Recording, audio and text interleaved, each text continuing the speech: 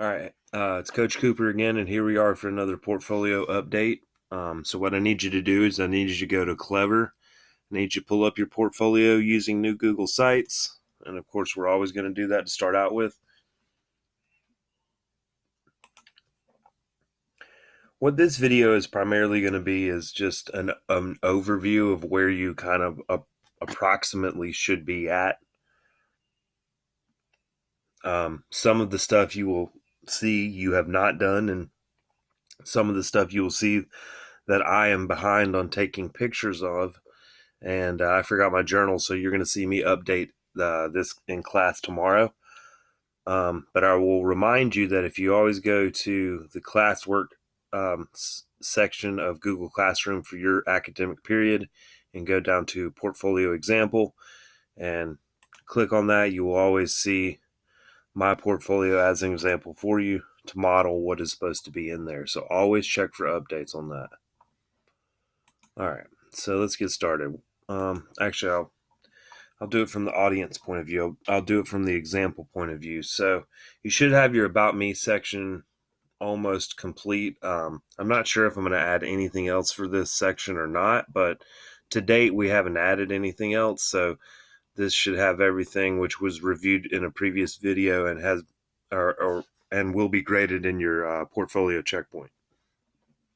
The other page that should be primarily done is for the themes of Unit 1. So if there's any other additions to these two pages, I will, of course, let you know. And there will be videos and instructions on how to do that. Europe's geography should, well, let's make sure to hit that. Europe's geography should primarily be done too. These were all the things in the previous checkpoint. And again, if I'm going to add anything to this, I'll give you instructions. But where we left off was inputting Google Maps, which you see in mine. So what I'm going to start talking about is culture. So Unit 2 culture, what needs to be in there? First, your I can statements need to be in there.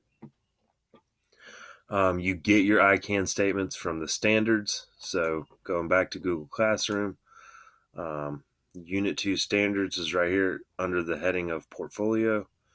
So I'm going to Unit 2 standards. I'm pulling those up. You see the ones for culture are describe selected cultural let me slow down. Describe selected cultural characteristics of Europe. Describe the diversity of languages spoken within Europe. Identify the major religions in Europe: Judaism, Christianity, and Islam. And of course, you copy and paste those. You delete the front of them and you make them an I can statement, and then you have to show how you can do that. Okay. So what we have talked about, we took notes over this video, which was about the Indo-European languages spreading across Europe. We did this handout, chapter 11. It was on languages and religion. You see the Indo-European language tree right there with Germanic, Romance, and Slavic. That was also covered in our language map. Again, Germanic, Slavic, and Romance is up at the top. And that's represented in this map that we colored in class. We also have a map we use as an example that we found on the internet that was posted there.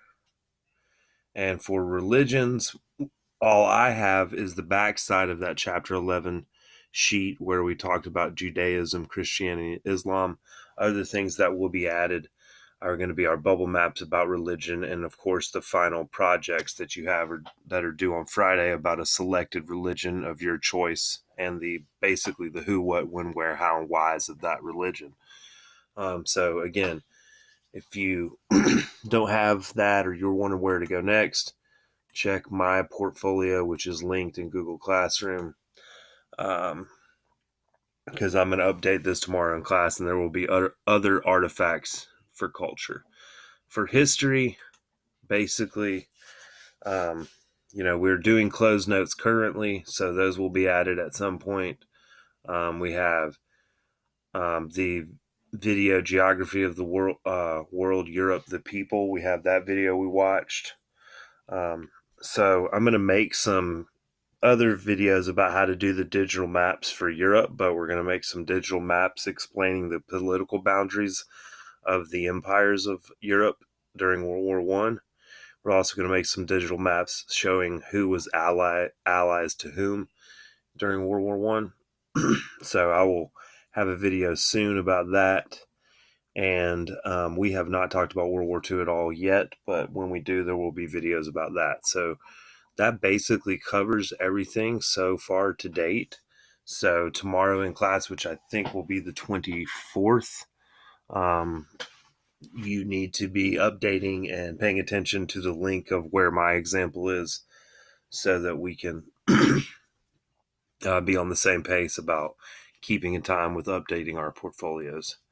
Thanks and have a good one. I'll see you in class tomorrow.